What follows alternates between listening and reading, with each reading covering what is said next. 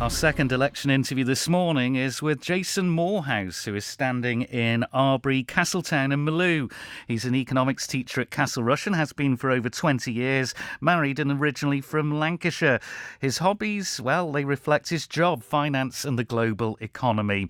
Unlike other candidates, Mr Moorhouse has not been public about his age. Good morning. We'll start with that because I know there's been a little bit of an issue on it. Why the lack of transparency over your age? I know it's in your manifesto about discrimination. Yeah, well, two things are in the manifesto. One is my background, and from my background in terms of how long I've been at Castle Rush and my degrees, it's quite easy to work out my age up to probably about a year off, so that's not a big issue. In terms of age as a policy area, I do feel it's something on the Isle of Man that we need to consider.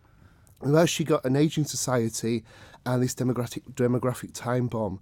People are getting older, and this assumption that once a person gets over 55, they're suddenly not as valuable as they were in their 50s, their 40s and earlier. I take the point, but isn't this going to overshadow what we should be talking about, which is your policies? I think it's one of my key policies, and I've been really grateful that this has kind of brought this to the forefront, because I'm actually in an area of Castletown, Malew and Arbory, where people are saying, we're in an elderly age group, we're suffering, we're not getting the support we need, we've been overlooked.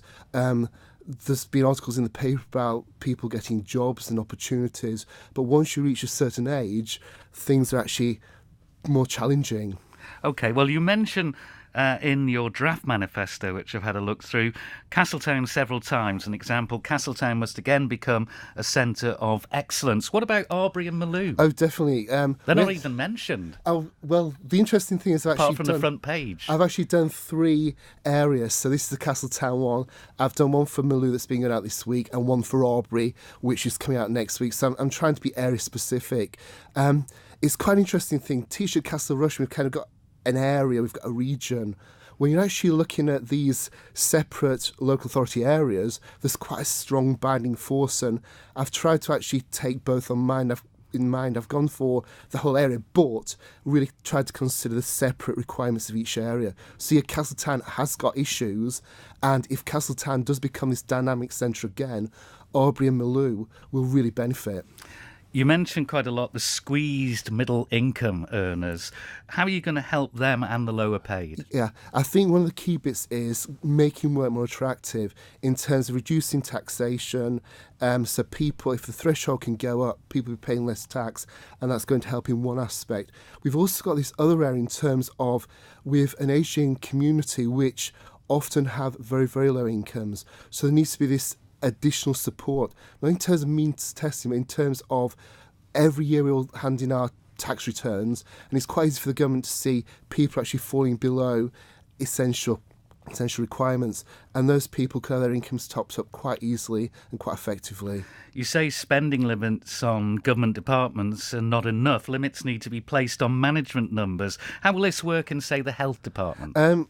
I think the health department is an issue. We have an awful lot of consultants. We need the consultants, but there seems to be a recurring issue as I go around the constituency that if you need to see a consultant, it's going to take several months. But if you're going to go private, you can come in next week. So I think there are issues there, but that's, something that needs to be looked at. We're coming just towards the end here, but can Brexit actually be turned to our advantage, do you think? Oh, definitely. And the Protocol 3 in the 1970s helped us out. Something similar in 2018-19 could really help us go forward. It's a time for opportunities. We're not just looking at Europe. We've got opportunities in Asia, South America, the whole world.